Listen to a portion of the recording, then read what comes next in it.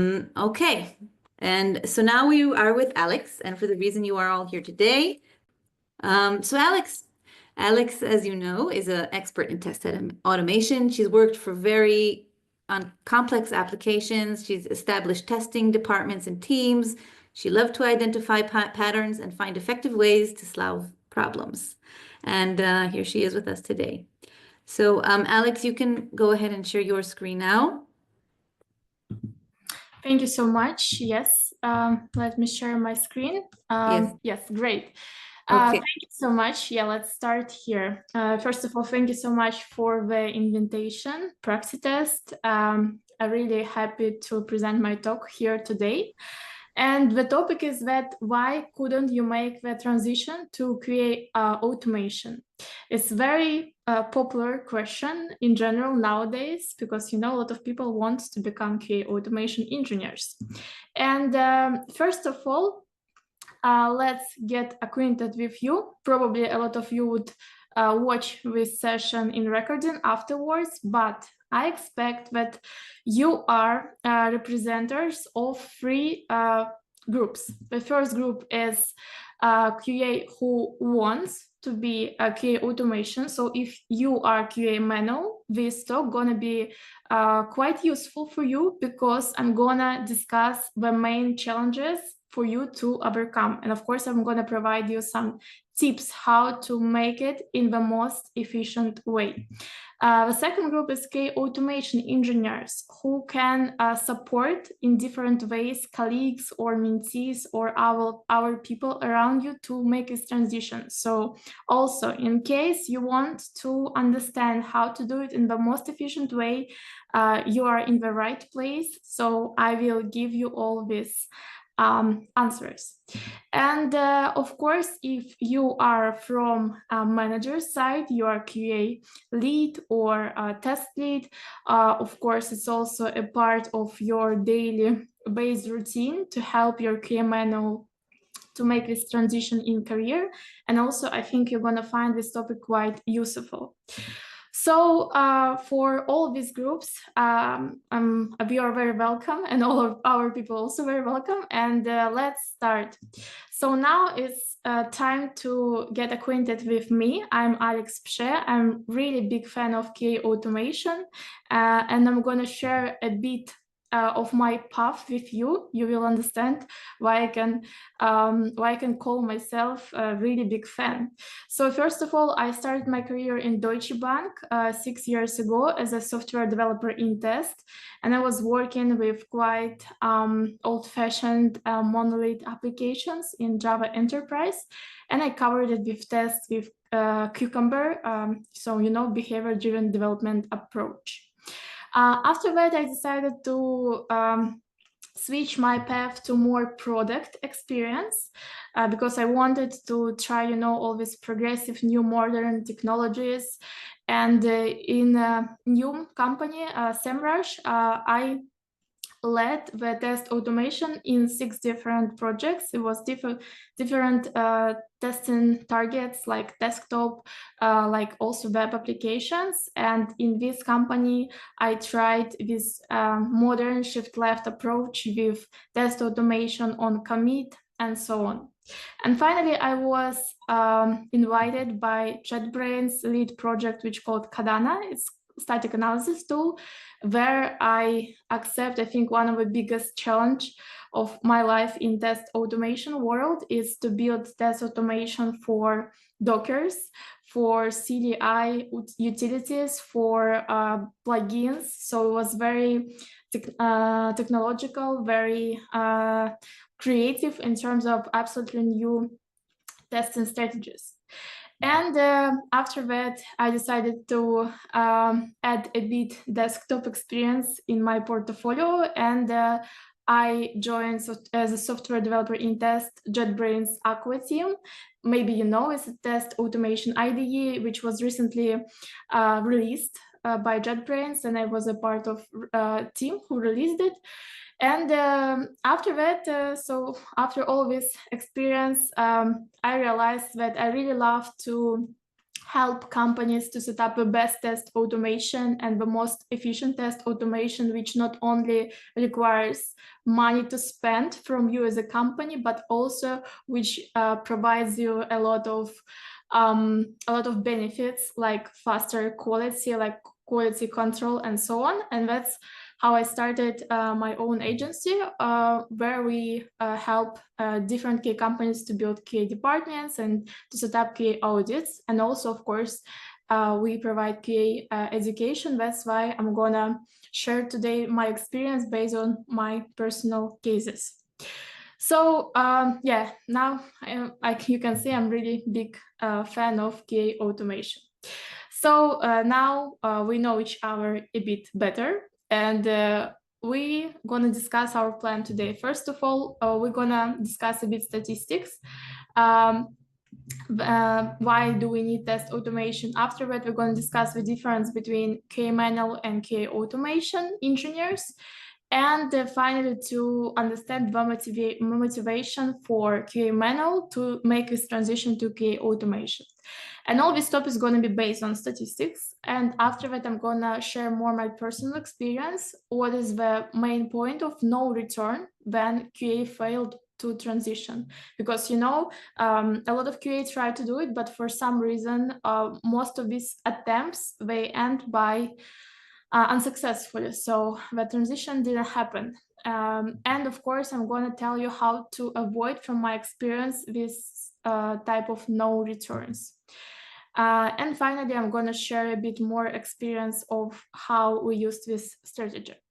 Okay, so let's start.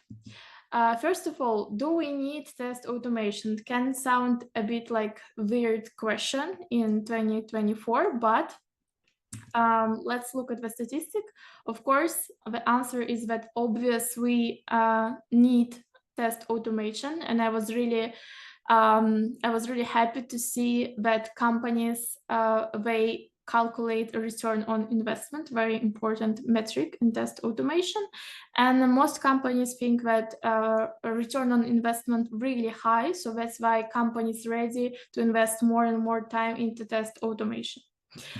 Also, if we're talking about the difference between QA manual and QA automation, I was thinking which statistics is better to use. And finally, I realized that, yeah, we will see based on the country which has the most number of testers per 100K of people. And yeah, so that's how I realized that probably we're going to use statistics from United States. So if we're looking at the United States statistics, the typical portrait of QA manual in general specialists looks like this. Average salary is around 81K per year, which is not bad. Also, education requires mostly bachelor degree in computer science. And market size is about 165K of manual testers, which have currently some job in the United States. Also, it's very interesting to look at the gender. Around 50% are men. And if we are looking to the skills, we can see that mostly we are talking about manual test cases, regression, test scripts, very predictable. So that's how we can understand basically what you need to know as a QA manual engineer. And now we're going to look more into QA automation persona portrait. Why? Because we want to understand the difference and to understand which skills QA manual have to practice, have to master to become QA automation. So if we are looking to the QA automation, we can see that average salary is a bit higher, and in general, it's a trend that normally, yes, salary is a bit higher. Bachelor degree, and it's a bit surprising, requires a bit less than in QA manual field. So it's just based on statistics, current people who are employed. Market size also quite less, almost twice less than for QA manual engineers. The gender, we can see that men are much more than in QA manual field. And skills, we can say it's mostly about programming languages. So you have to know how to program. So if we are looking to these two examples, we can realize that the main difference is that QA automation earns more. QA automations are fewer in numbers. So it means it's less competition for one place. And QA automation has a higher percentage in men. And final, the main difference is that QA automation has to know how to program. So why we discuss it? Because we try to understand the motivation, why in general QA men want to become QA automation engineers. And if we look to motivation, we will see that mostly it's about, first of all, higher salary potential, because when you switch to QA automation, you normally have much closer salaries to software engineers in general, to programmers. Increased demand, because of course, if you have higher demand for you, it's gonna be you're gonna have more competitive positions of a market. And career advancement. So you want to practice new skills, you want to see yourself as a professionalist growing every day. That's how you can see your future growth. Skill development also, because when you decide to build QA automation career, you have to have absolutely new skills, mostly related to programming and code design. And of course, in general, long-term relevance, because we know that lately the topic about AI and replacement of AI instead of QA manual specialist can scare a lot. That's why people more trying to think about how to keep long-term relevance on the market. And in this case, we're going to discuss what is the main no return when QA failed this transition. And before, all information we discussed was based on the statistics, and now we start step by step talking about already experience, and mostly, of course, my experience of students I had, of mentees I had, and all these people I help every day to find a career in different place of the world. It's not only Europe, it's not only, for example, USA or Canada, it's also Emirates, it's also Serbia, and all possible places. So first, no return is no ways to apply skill. If we look to the typical path of learning test automation, it looks like this. You start, for example, learning rest assured. You like step by step mastered the syntaxes. You mastered basic requests, and then you have to come back to your work, which is manual work, so QA manual. And of course, if your everyday practice is not a part of your work, you're gonna forget everything 3 months later, because you don't have any real applicable scenarios to use it in your current work on daily basis.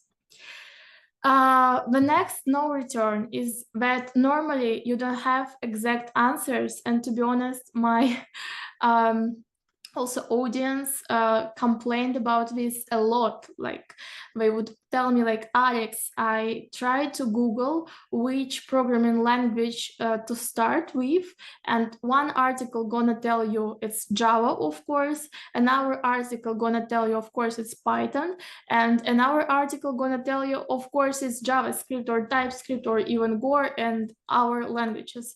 So a week later, you start from Java, then you tried a bit Python, or then JavaScript, and you notice that actually you didn't have any progress in any of these languages. And it just was one example with programming language, but to be honest, QA manual experience this problem in like on all possible questions. It's not only about programming language. And of course, it makes you frustrated. It makes you like losing the focus, and in the end don't have any real knowledge. So the next no return is that you're not gonna see quick results. And why it's happened? Because if we're looking at like all possible courses or education, normally they kind of build from very, very fundamental knowledge, which is from one hand is good approach, but from another hand, the problem is that you're gonna start step by step learning all these things, but you don't have so much time. You don't have 5 years to replace your computer science bachelor degree. And you need to see results as soon as possible, because otherwise, I mean, you don't have enough motivation to finish because you cannot see how you can apply these skills to your real work. And yeah, the absence of quick results a lot, I would say, kill motivation. And finally, yeah, that's why we failed to make this transition.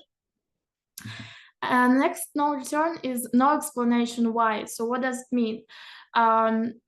It means that when you decided to learn test automation, you have some high-level motivation. For example, there is more money in automation QA field, that's why I'm gonna go there, or more demand, or automation is the future, and you can see all these titles of newspapers, and that's why you decided to start this journey.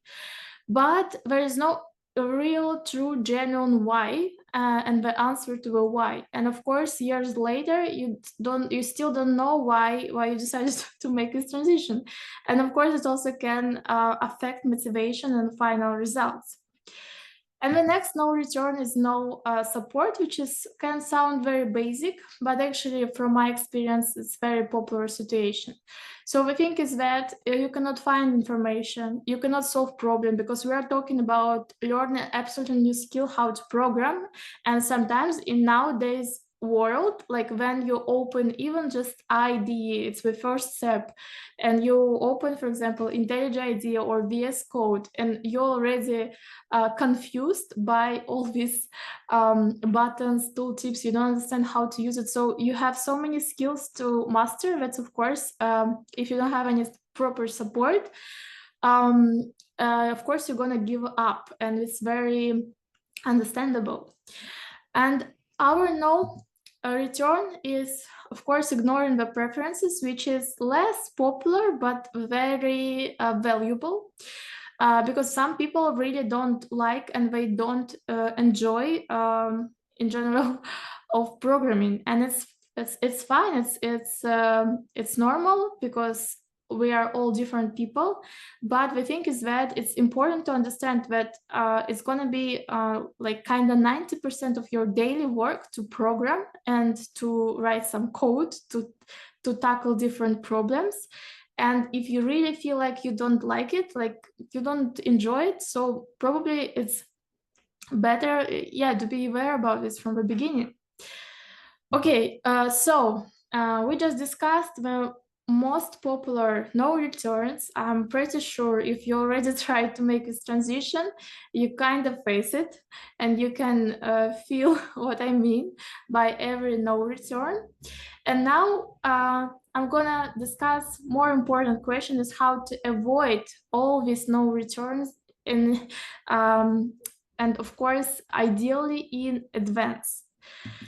So first, no return about no ways to apply skill, and this is very practical advice. So I really hope you're gonna use it in your transition. You have to prepare transition strategy and to think from the beginning how you're gonna apply these skills in your work life. What I mean, normally, if you have already work, QA manual work, you can ask for official personal plan development and ask to include to this plan the information about that you're gonna start learning QA automation, and you're gonna start using these skills you developed at your work with real QA automation tasks. So if it's possible, you have to do it in your work, because to be honest, from my experience, it's the easiest way to make this transition at your current job. If there is no reason, like no any chances to apply your QA automation skills in your job, you can find pet projects, but this is really important. It have to be ideally some ongoing real projects, because if you're gonna use your skills for, you know, like fake training pages, it's not the same. So ideally, it's help start up with QA auto. I know that some people never thought about this, but you can be creative nowadays. If you look how many startups like launching every day, you're gonna be surprised, and all of them need QAs, and you can be this person who gonna help them, and you can add this to your portfolio, and it's gonna be real skills, not like fake one, or like a bit not realistic. It's gonna be real project. So I definitely advise you to do it. And if you know that you cannot make this transition inside your company, you have to start applications in approximately 3 months. So don't postpone it, don't procrastinate it. Key points here is that you are going to set up commitment with your personal manager at current work, or with yourself in terms of start switching in several months. You prepare tasks in advance, so when you start your transition, you already know that you're going to do this, this, and this. And that's how you're gonna keep ongoing this process and don't lose your skills. And yeah, you can see it's a lot of people actually fail on this step. That's why again I highlighted it's important to do it. Okay.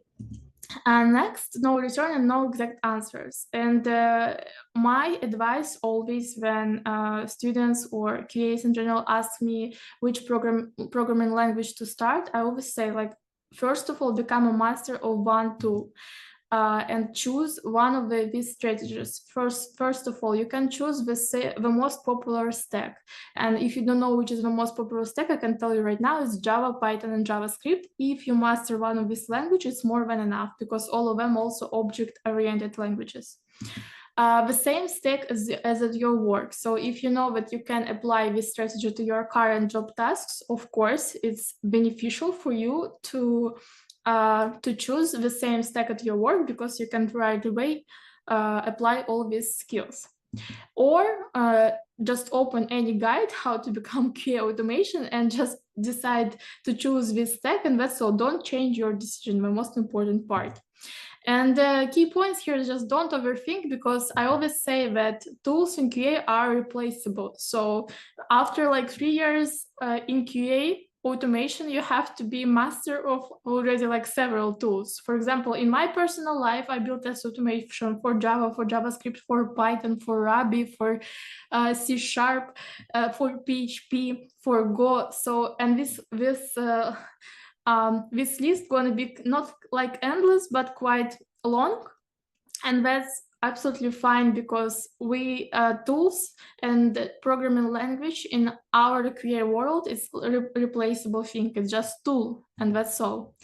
And of course, it's better for the beginning, take one tool and become master of it, because you're gonna feel your progress, you're gonna see your progress, and it's gonna help you to keep motivation.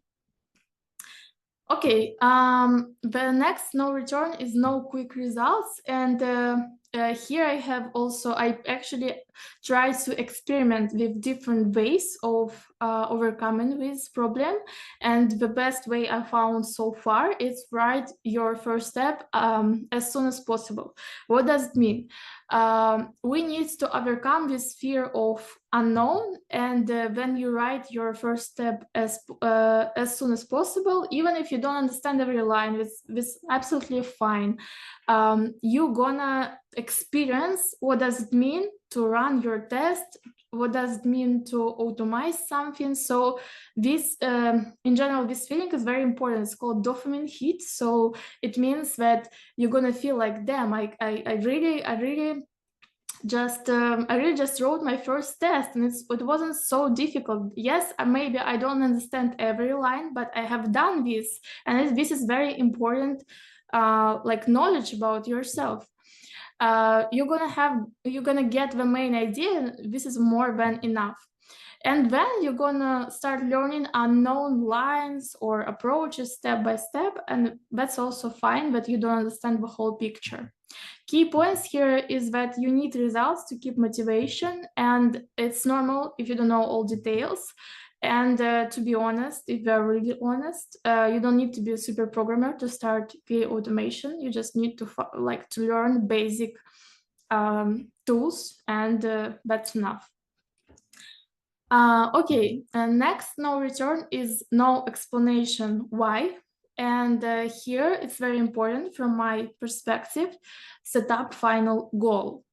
What does it mean? You need to find your own true goal, why you want to make this transition. For example, maybe you want to achieve some career milestone, some salary, some position, maybe some company for some other people.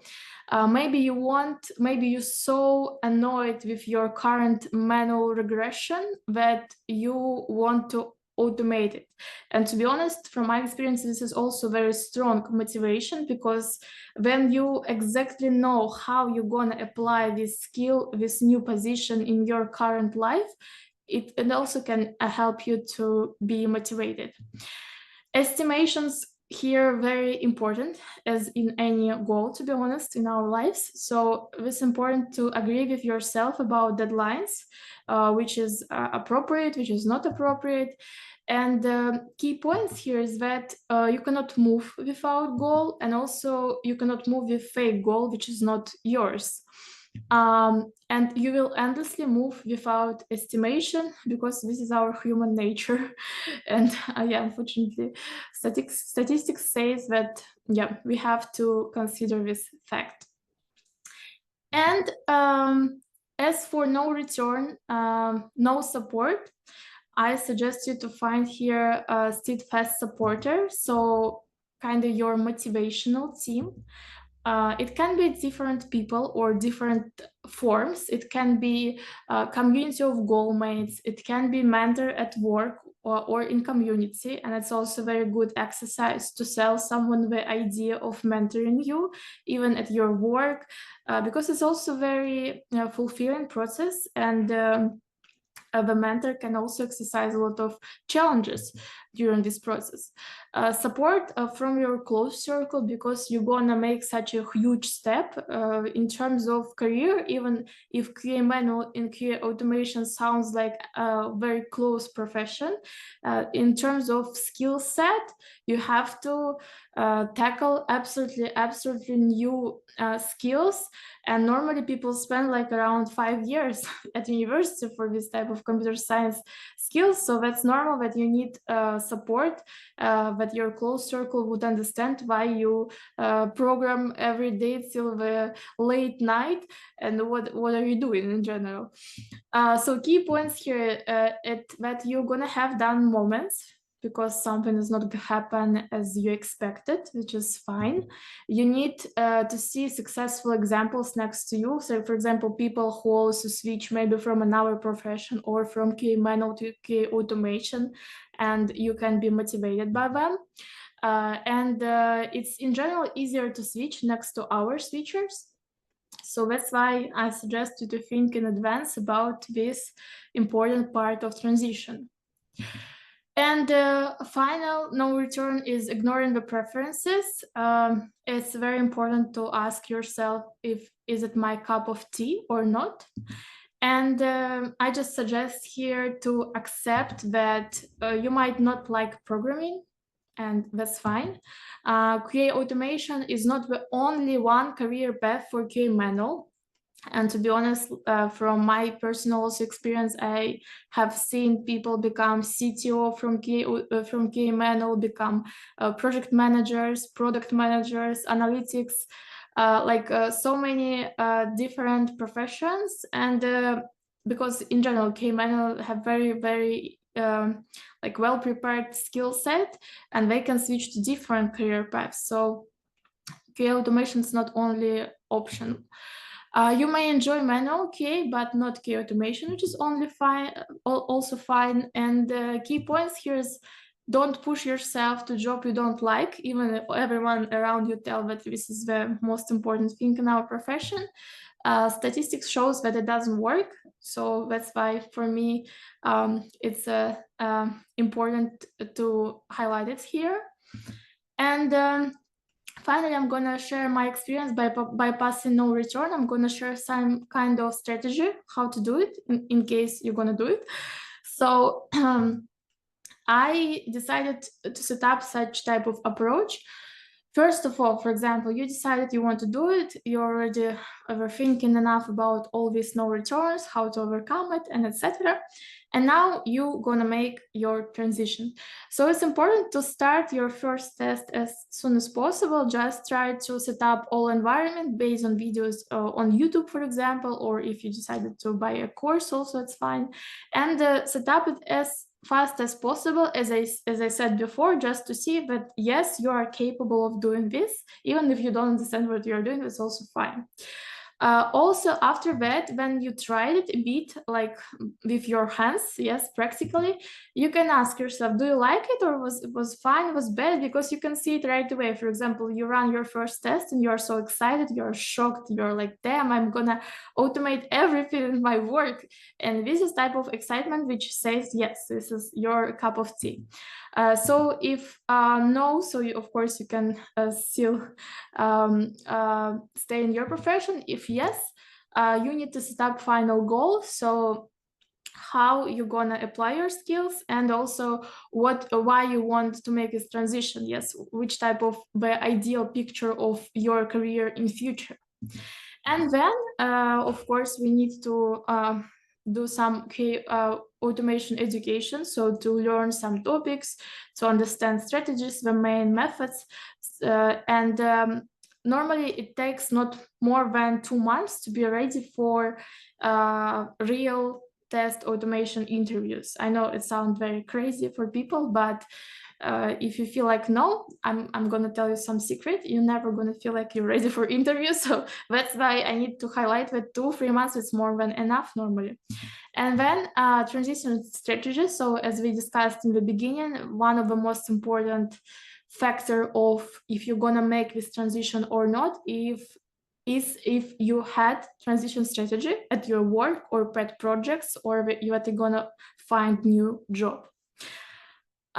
Okay, and finally, yes, if transition strategy wasn't made properly, unfortunately, statistics say you're gonna still come back to KA manual, and maybe in future you're gonna do more attempts to go to KA automation. But if you prepare transition strategy from the beginning and you all this time would be stick to this transition strategy, you're gonna make this transition to the robot or not, or test automation.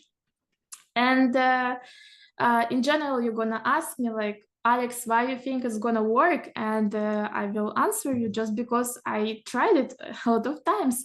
And I was really trying to find this recipe for the best, for the most efficient transition. And I think so far I found it, and it's quite efficient. And I tried it with 210 participants. And after that, after the first test continued 190, and when API test was done by this number, and when UI test was done by 180 people, and transition made for 103 people. And it was several, like it was around 4 months ago. Now soon we're gonna have new data, but so far I can say that, yeah, this type of avoiding no returns works. So if you feel like you need some tips and tricks, I suggest you to use it. And yes, the final numbers was around 50%, which is actually very, very, very good results based on my experience. Okay, so main takeaway here is the next things. First of all, reuse the experience of ours, of our switchers, also of our people who help them to switch as me, bypass all no return points and think about this in advance. Really try to prepare strategy and not only like chaotic attempts to learn KA automation. And finally become KA auto, and after that, super KA automation after you bypass first years of KA automation. In general, if you want to ask me questions or advice or anything else, here you can see the QR code from my LinkedIn page. I'm always willing to answer, to help and everything. And I really, as I said, fan of QA automation. So thank you so much for your attention, and I wish you to become QA automation and make dreams come true. So thank you so much. Wow, Alex, that